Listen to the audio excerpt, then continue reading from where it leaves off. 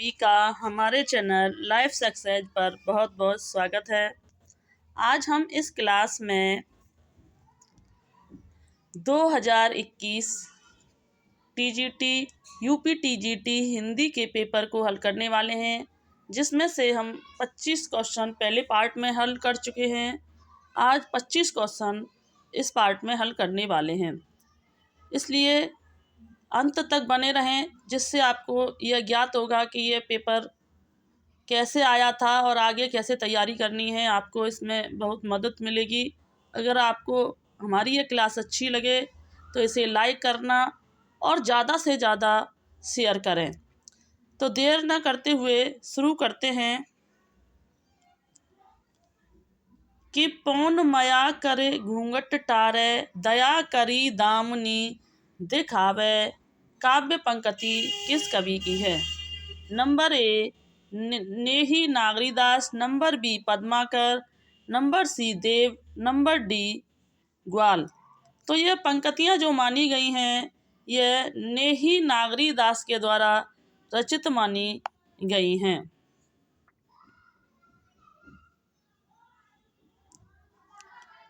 अगला प्रश्न देखते हैं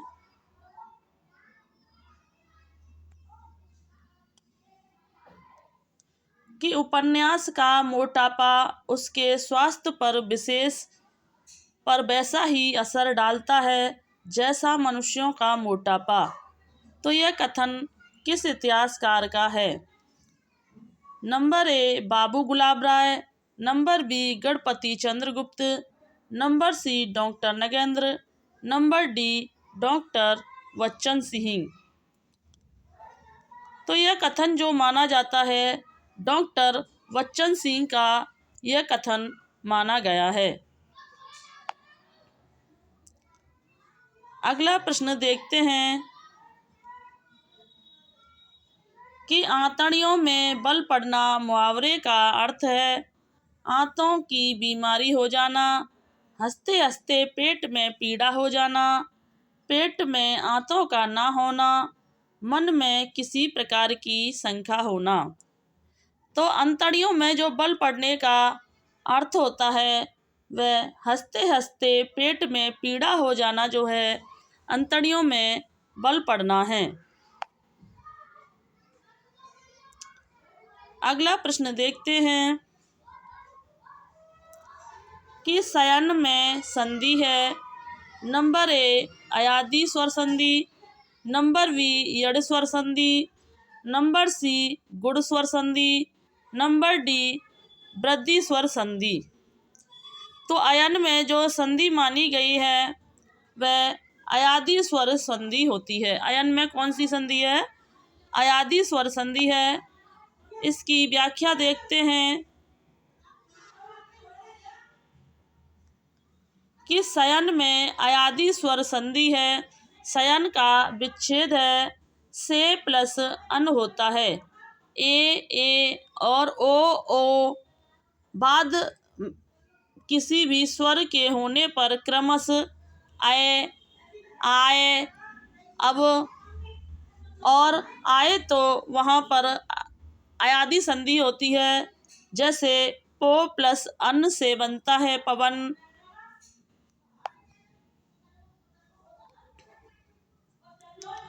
ने प्लस अन से बनता है नयन, नो प्लस इक से बनता है नाविक। तो इन सब में जो है वह अयादी संधि मानी गई है।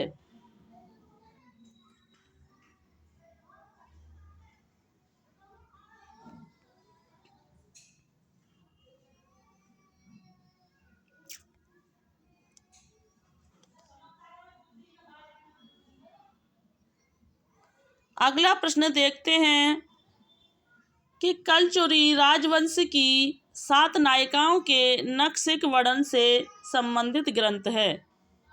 तो नंबर ए Ukti Vyakti Prakaran, number B Raul Bel, number C कुबेमाला कथा, नंबर डी वड रत्नाकर। तो कलचुरी राजवंश की 7 नायिकाओं से नक्शिक वर्णन संबंधित है। तो वह किससे संबंधित है? तो राउल बेल से। नक्शिक वर्णन जो है राउल वेल से संबंधित माना गया है।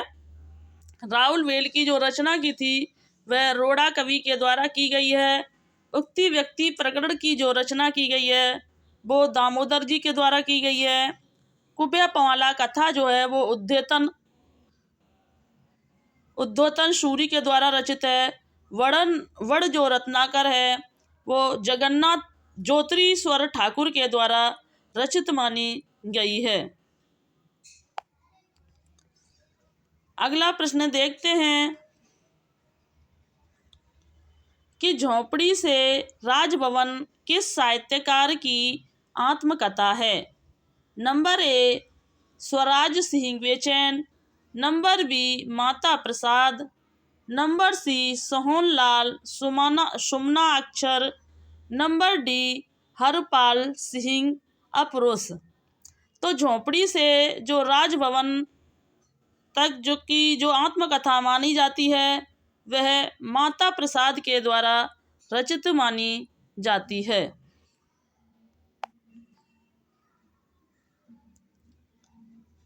कुछ महत्वपूर्ण आत्मकथाएं देखते हैं कि स्वराज बेचैन के द्वारा मेरे बचपन मेरे कंधों पर वह वक्त गुजर गया माली, तो यह स्वराज बेचैन सर की आत्मकथाएं मानी जाती हैं। मुर्दैया और मणिकर्णिका जो हैं वो तुलसी राम की आत्मकथाएं मानी जाती हैं, जबकि जूटन जो है वो ओम प्रकाश वाल्मीकि के द्वारा रचित मानी जाती है।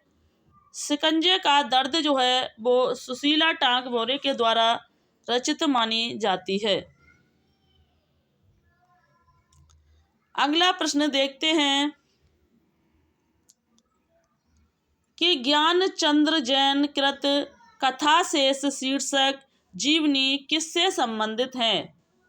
Number A Jainendra Kumar, number B Amritlal Nagar, number C Yashpal, number D Usha Priyamvada. तो ज्ञानचंद जैन कृत कथा शेष शीर्षक जीवनी जो है यह अमृतलाल नागर से संबंधित मानी गई है।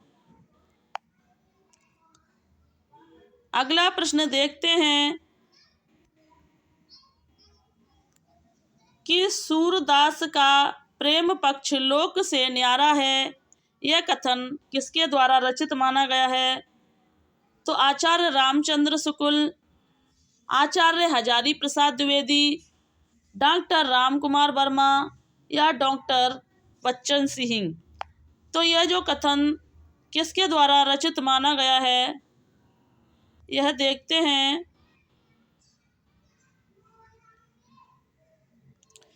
कि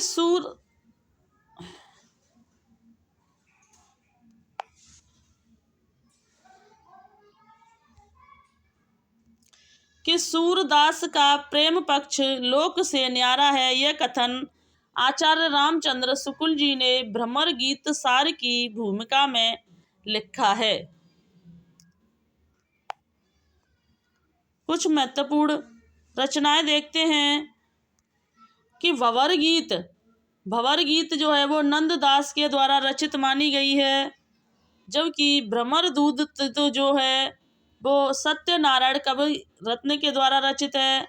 ऊदो शतक जो है वो जगन्नाथ दास रत्नाकर के द्वारा रचित मानी गई है। अगला प्रश्न देखते हैं कि एक ही कथा नायक चेतन उपेंद्र नाथ अस्क के कई उपन्यासों का केंद्रीय पात्र है, उनके किस उपन्यास का नायक चेतन नहीं है।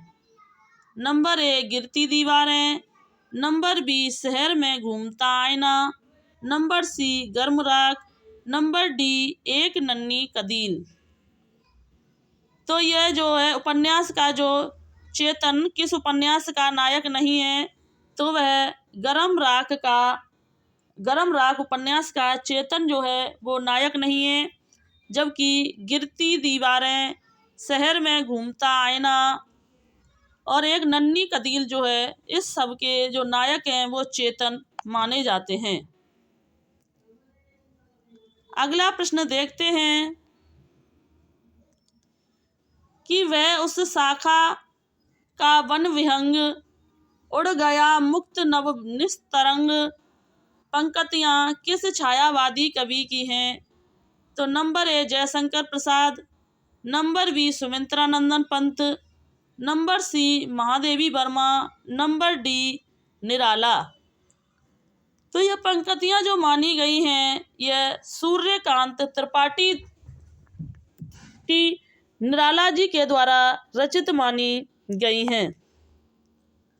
उनसे संबंधित कुछ महत्वपूर्ण रचनाएं देखते हैं जो कि परीक्षा की दृष्टि से बहुत महत्वपूर्ण होती हैं और अक्सर पूछी भी बहुत जाती हैं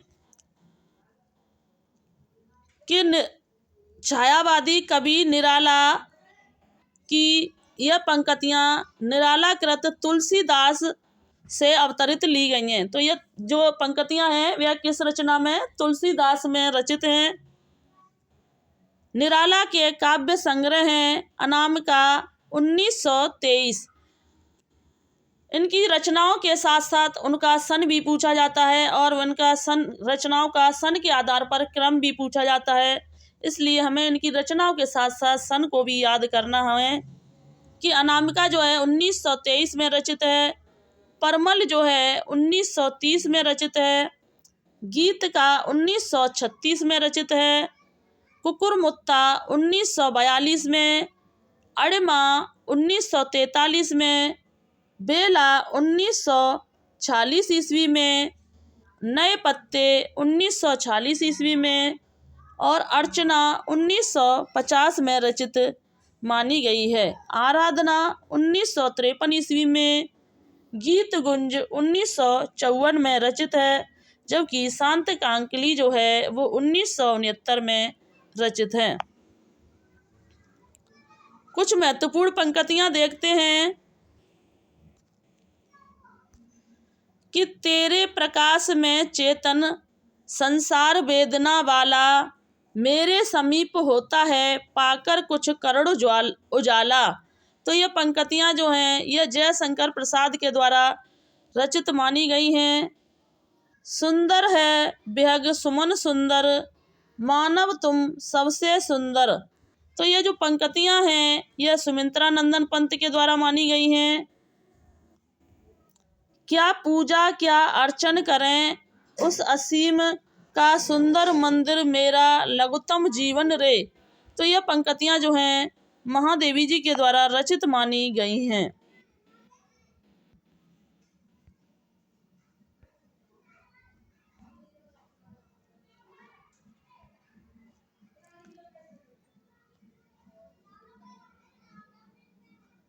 अगला प्रश्न देखते हैं कि हिंदवी शब्द का प्रथम प्रयोग किस इतिहासकार ने किया है? नंबर ए रामचंद्र शुक्ल ने, नंबर बी इब्न बतूता ने, नंबर सी अबू सईद ने या नंबर डी बदायूनी ने। तो हिंदी शब्द का प्रथम जो प्रयोग किया गया था वह अबू सईद के द्वारा हिंदवी शब्द का प्रयोग किया गया था।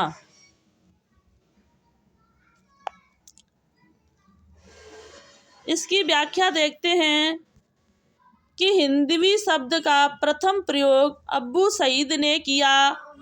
स्थानों पर इसका सर्वप्रथम प्रयोग अमीर खुसरो की पहेलियों मुकरियों में माना गया है। अगला प्रश्न देखते हैं कि विलोम की दृष्टि से असंगत युग्म हैं अज्ञ, विज्ञ, अद्यतन, पुरातन, अजय, विजय, अर्वाचीन, नवीन। तो उसमें इस उत्तर को फाल्स माना गया है।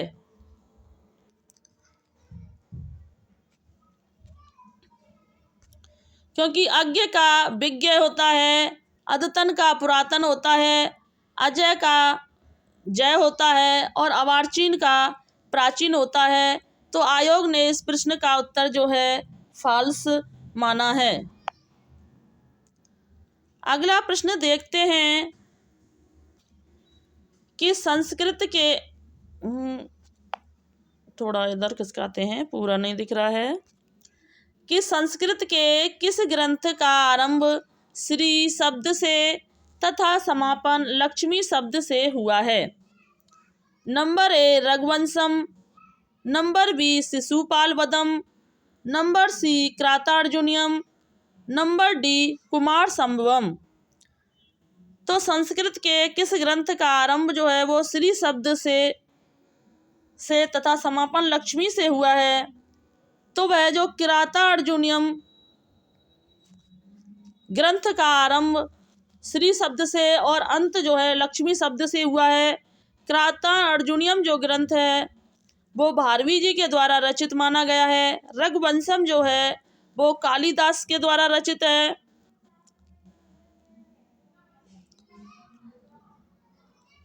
और शिशुपाल वदम जो है वो माघ के द्वारा रचित माना गया है।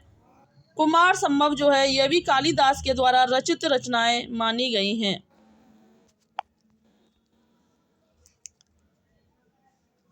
संस्कृत की बृहत्त्रयी रचनाएं देखते हैं कि बहुत पूछी जाती हैं कि बृहत्त्रयी की अंतर्गत कौन सी रचनाएं आती हैं। तो नंबर 1 शिशुपाल वदम, जिसके ग्रंथकार जो हैं वो माघ कवि हैं। न्यष्टिचरितम श्रीहर्ष हैं। क्रातार्जुनीयम के रचनाकार भारवी हैं। तो ये तीनों जो हैं वो बृहत्त्रयी के अंतर्गत आने वाली रचनाएं हैं। अक्सर ये पूछी जाती हैं कि पार्श्वनाथ चरित के लेखक हैं। Number A Veer Nandi, number B Dhananjay, number C Muni Jin Vijay, number D वादिराज। तो पार्श्वनाथ चरित के द्वारा जो चरित के लेखक जो माने गए हैं वो वादिराज जो हैं पार्श्वनाथ चरित के लेखक माने गए हैं। अगला प्रश्न देखते हैं कि नाटकों और नाटककारों का कौन सा युग्म सुमेलित नहीं है? तो रघुकुल रीति, जगदीश चंद्र माथुर, मिस्टर अभिमन्यु, लक्ष्मी नारायण लाल, एक सत्य हरिश्चंद्र, लक्ष्मी नारायण मिश्र, गोपा का दान, विनोद रस्तोगी।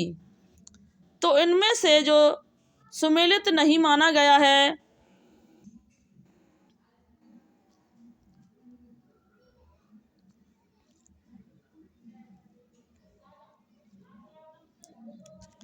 तो वह एक सत्य हरिश्चंद्र जो कि लक्ष्मी नारायण मिश्र के द्वारा रचित है। तो इस लक्ष्मी नारायण मिश्र के द्वारा नहीं बल्कि लक्ष्मी नारायण लाल के द्वारा रचित माना गया है। कुछ महत्वपूर्ण रचनाओं को देखते हैं।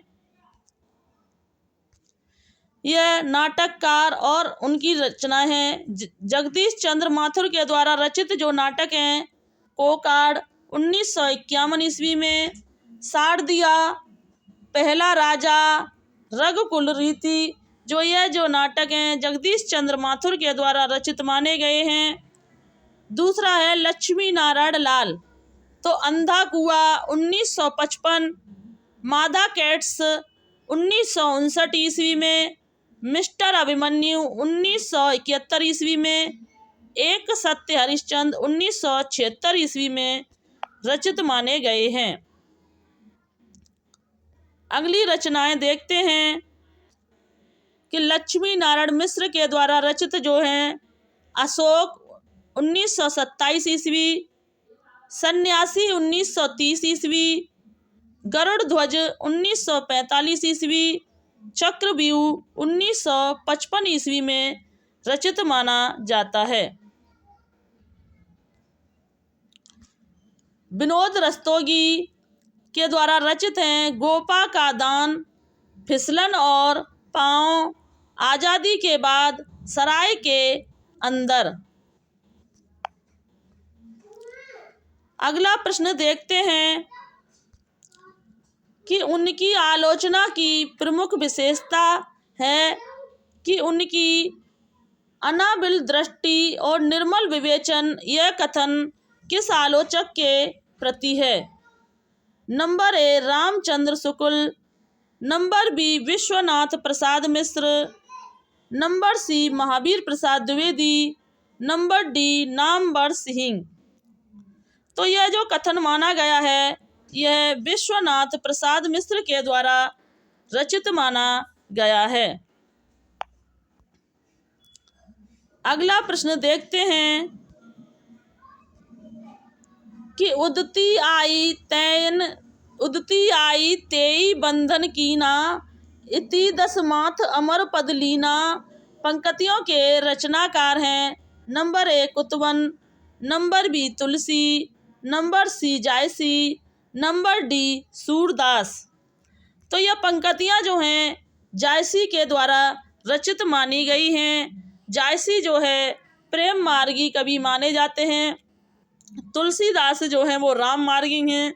सूरदास जो है वो कृष्ण मार्गी कवि माने जाते हैं। जायसी ने अपनी रचनाएं जो हैं वो अवधी में लिखी थी, जबकि तुलसीदास ने अवधी और ब्रज दोनों में लिखी थी। सूरदास ने अपनी रचनाएं ब्रज भाषा में लिखी थी। अगला प्रश्न देखते हैं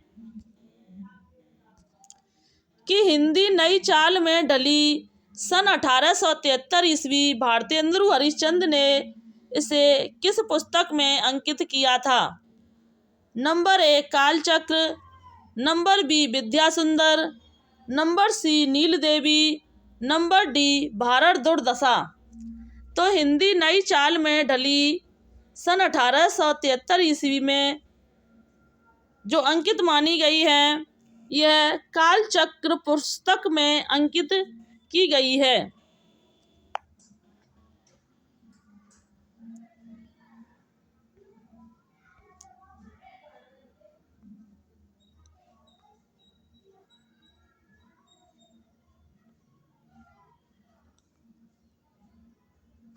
अगला प्रश्न देखते हैं कि दृश्यति शब्द दृश्य धातु के किस लकार वचन एवं पुरुष का रूप है?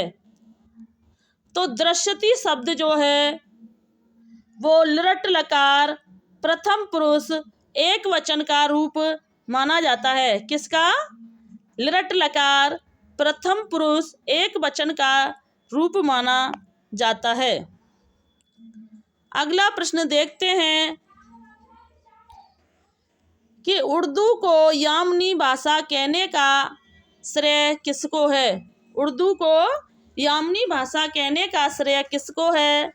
Number A Sadal Mishra, number B Lallu Lal, number C Insha Allah खा, नंबर डी सदा शुक्ल न्याज। तो उर्दू को यामनी कहने का जो श्रेय है वह लल्लू लाल को है। किसको? उर्दू को यामनी कहने का जो श्रेय प्राप्त हुआ है वह लल्लू लाल को प्राप्त हुआ है। अगली रचना देखते हैं कि ब्रज भाषा का विकास किस अपभ्रंश से हुआ था? नंबर ए सौरसैनी अपभ्रंश से, नंबर बी मागधी अपभ्रंश से, नंबर सी अर्धमागधी अपभ्रंश से, नंबर डी ब्राह्मण अपभ्रंश से। तो ब्रज भाषा का जो विकास हुआ था वह सौरसैनी अपभ्रंश से हुआ था।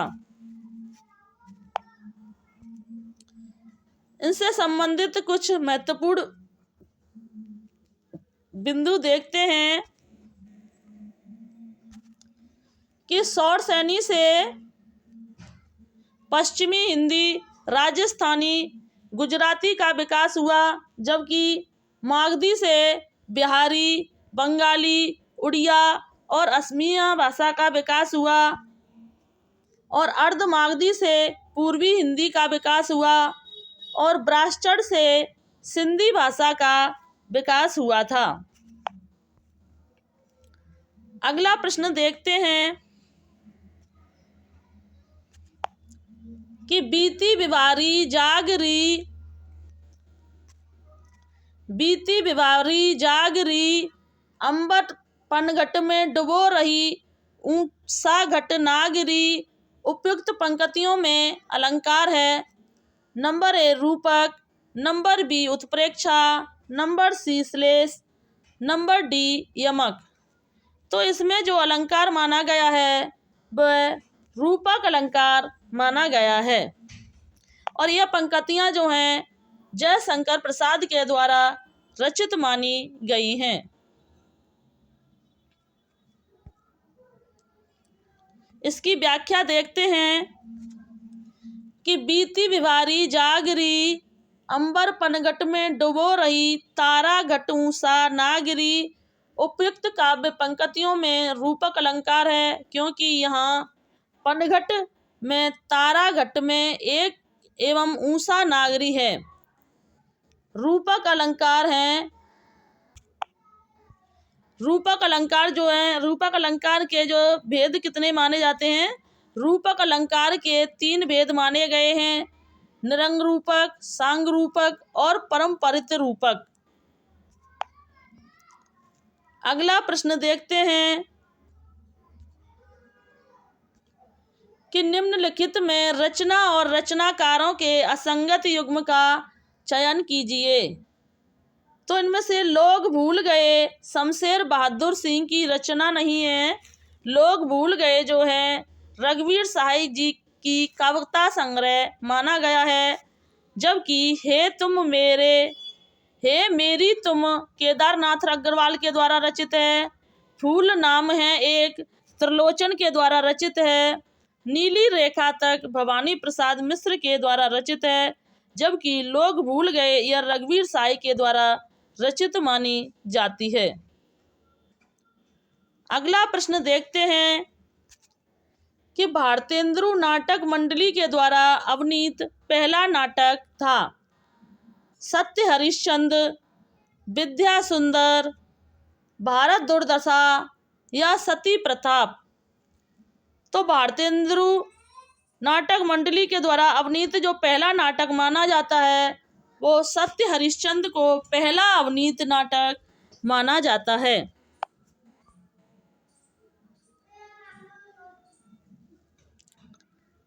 अगला प्रश्न देखते हैं कि अंग्रेज किस भाषा का शब्द है? अंग्रेज किस भाषा का शब्द है? अंग्रेजी, फ्रेंच, पुर्तगाली या डच? तो अंग्रेज जो है वो एक फ्रेंच भाषा का शब्द माना गया है। किसका? फ्रेंच भाषा का शब्द माना गया, जबकि पुर्तगाली कमरा, बाल्टी, अलमारी, काजू, अनन्नास यह सभी जो हैं पुर्तगाली शब्द माने जाते हैं, जबकि कर्फ्यू, कारतूस आदि जो हैं एक फ्रेंच भाषा के शब्द माने गए हैं। अगला प्रश्न देखते हैं कि समस्त पृथ्वी से संबंध रखने वाले के लिए एक शब्द होगा। तो समस्त पृथ्वी से संबंध रखने वाले को सार्वभौमिक कहा जाता है। देखते हैं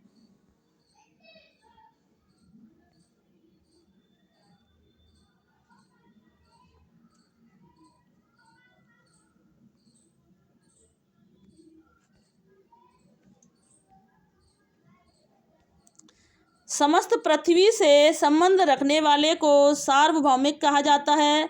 समस्त पृथ्वी से संबंध रखने वाला वाक्यांश के लिए सार्वभौमिक होगा।